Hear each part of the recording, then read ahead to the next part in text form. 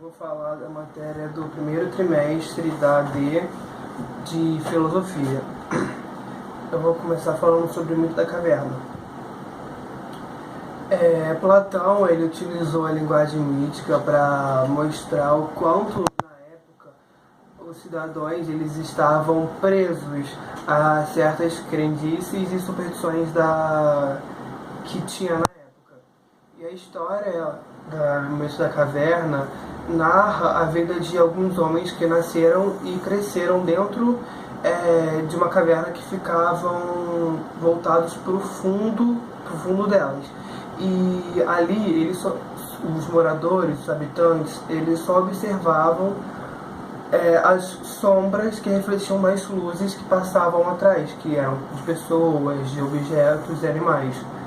A sombra da luz que refletia. Um dia um habitante ele resolveu ir para o outro lado da caverna, para o lado de fora, e ele ficou cego devido à claridade da luz. E aos poucos ele foi vendo que o mundo era diferente, era um mundo da natureza, de cores e imagens. E que ele não estava acostumado a ver. E ele volta depois para a caverna, ele narra para os outros habitantes o fato que aconteceu com ele, que existia um mundo diferente, um mundo de cores, de natureza, de luz. E os habitantes, mas eles não acreditavam, os habitantes não acreditaram nele, e revoltados com a mentira que esse habitante falou, eles acabam matando. E esse modo de contar as coisas tem um significado.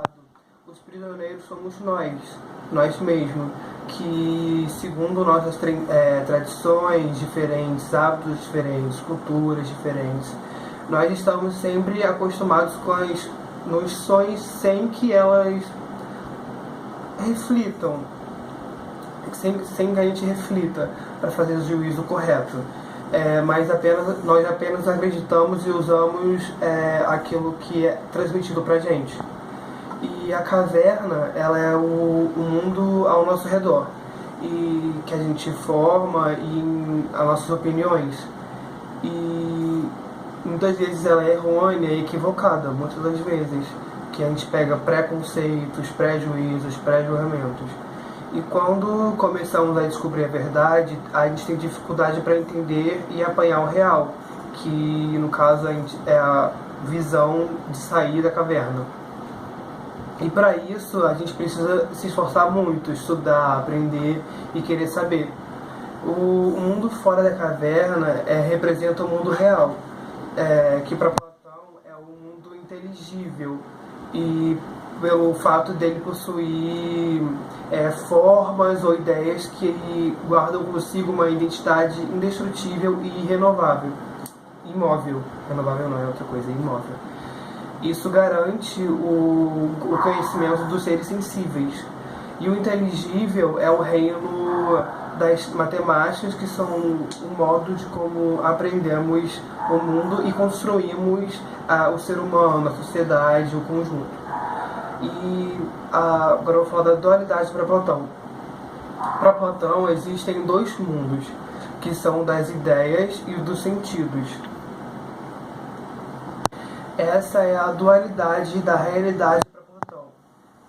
E para Sócrates, o mundo das ideias é racional, organizado e perfeito, enquanto no mundo dos sentidos são o tato, o olfato, visão, audição e o paladar, que são defeituosos e perfeitos e conduz o homem ao preconceito, ao engano e ao erro.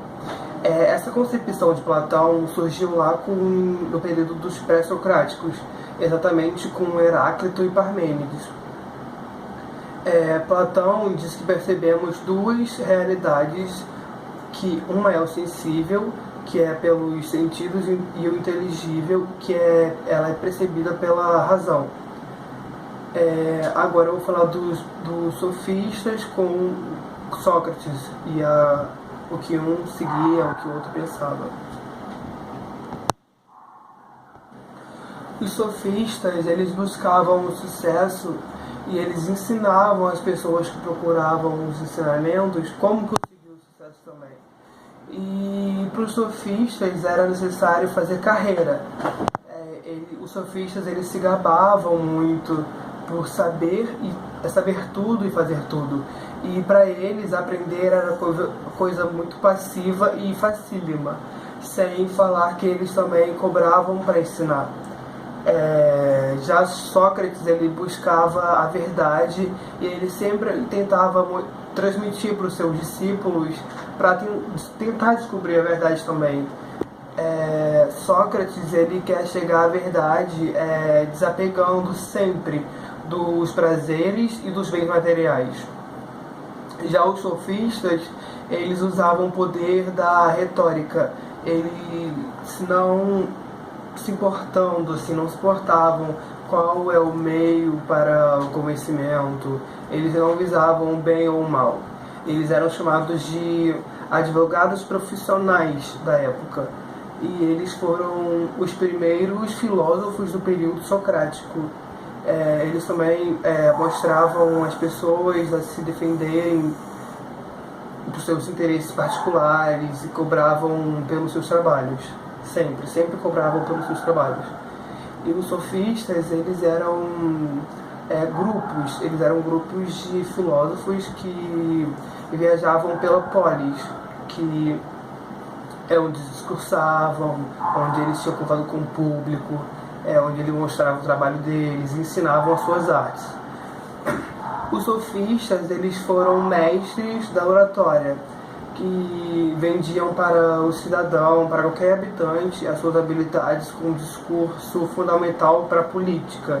Eles sempre visavam o campo da política para se beneficiar. Assim, eles defendiam a opinião de que eles pagassem bem. Eles mostravam conhecimento político, mas sempre em troca do dinheiro, sempre em troca do lucro. E os sofistas, eles acreditavam que a verdade, ela vinha do consenso entre os homens, que toda verdade só entre o consenso dos homens era possível chegar nela. E os principais sofistas foram Protágoras, Hippias e Gorgias, que para eles a realidade sensível não era inteligível. A linguagem era arbitrária e as palavras sempre traíam os pensamentos. O frio era o frio apenas para quem sentia, quem não sentia não seria frio.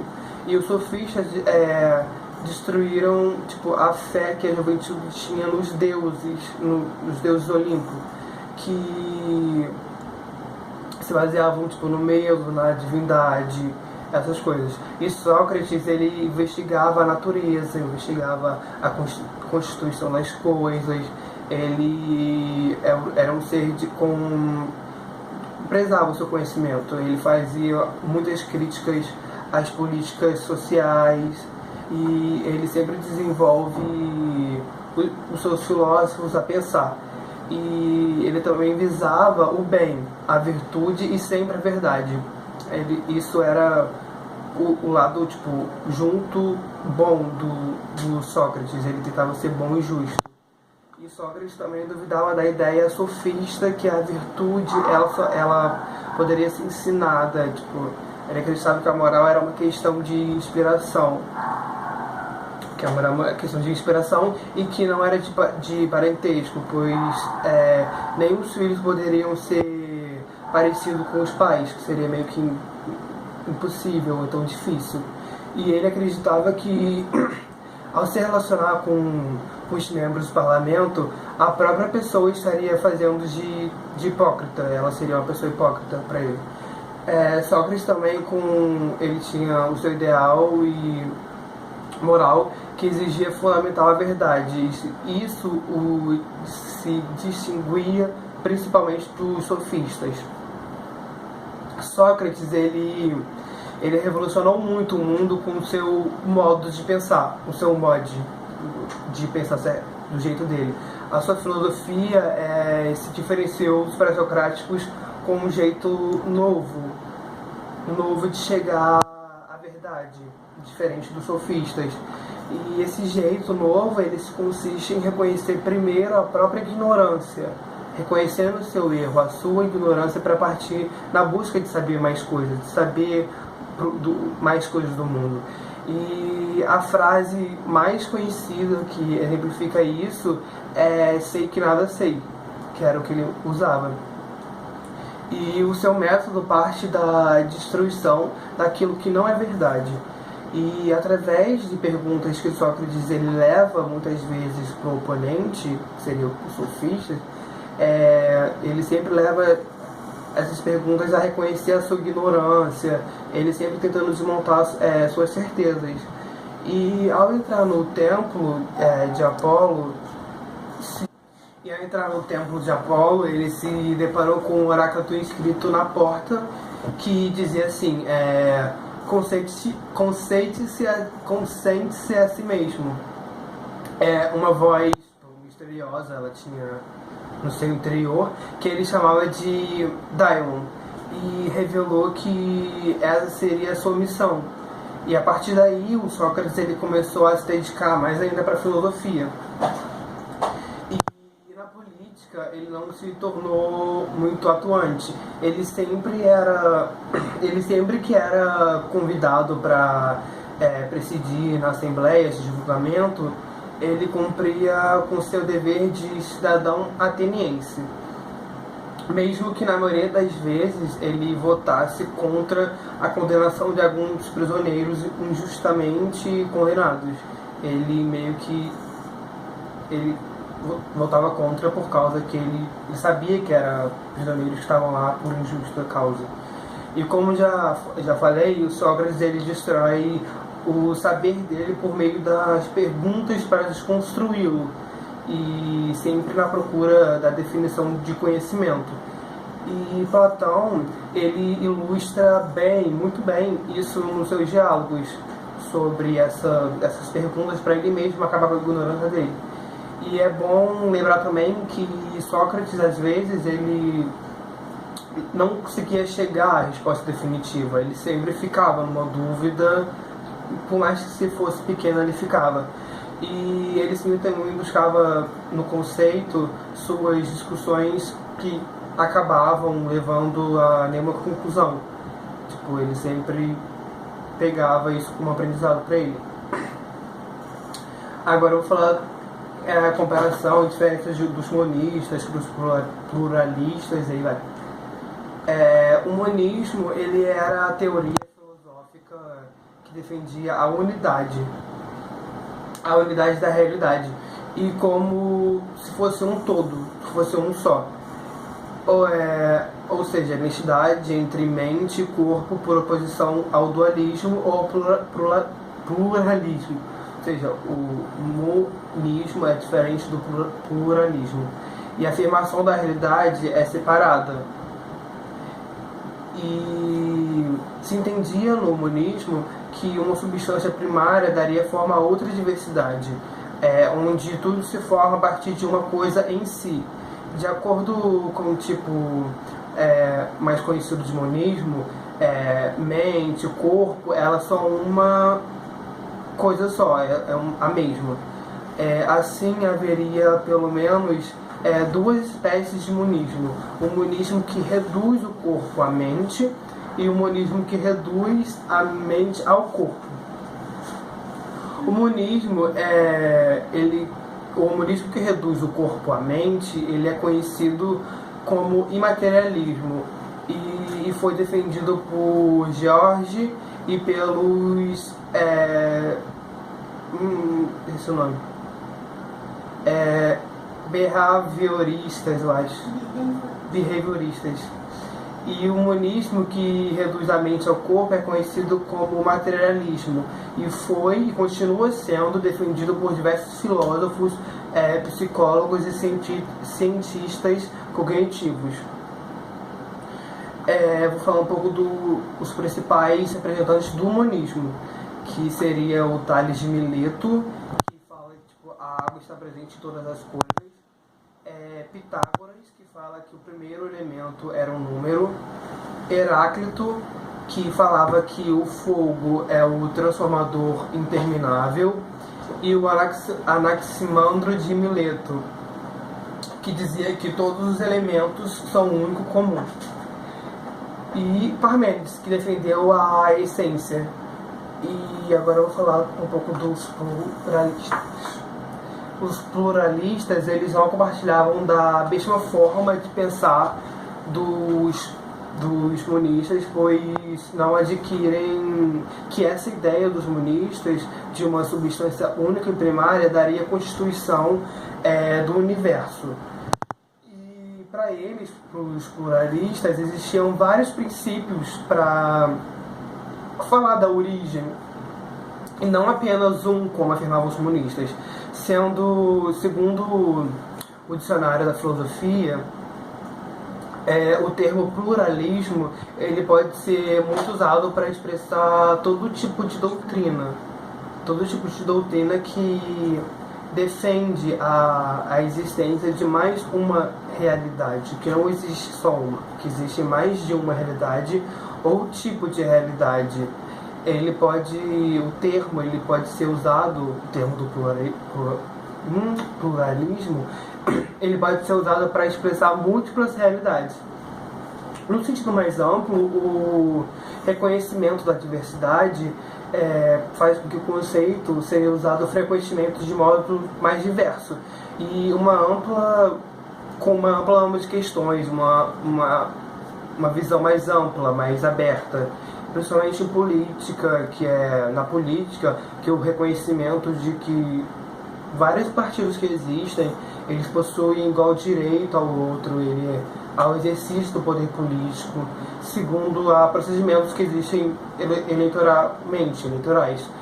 E dessa forma, o pluralismo político ele é uma das mais importantes características da democracia moderna, e na qual faz com que pequenos partidos políticos também sejam ouvidos, tenham direito e tenham direito de voto. Não tem nenhum partido tenha privilégios um ao outro, pequenos ou grandes. Todo mundo ali tem ouvido igual. E os principais representantes do pluralismo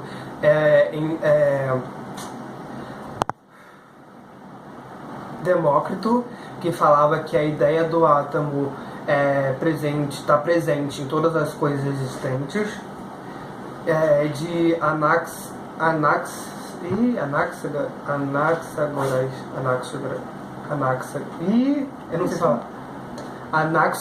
Anaxágoras.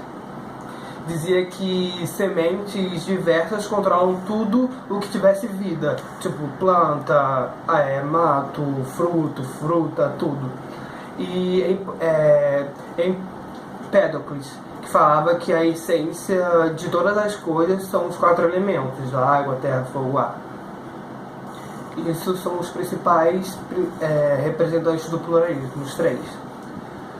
E agora eu vou falar um pouco da mitologia grega, que na mitologia grega se originou antes da ideia da filosofia, e se originou de um conjunto de relatos fantasiosos que também podia ser imaginativos, em que os gregos eles procuravam explicar, por exemplo, a origem da vida e também a vida após a morte, e dentre outros assuntos.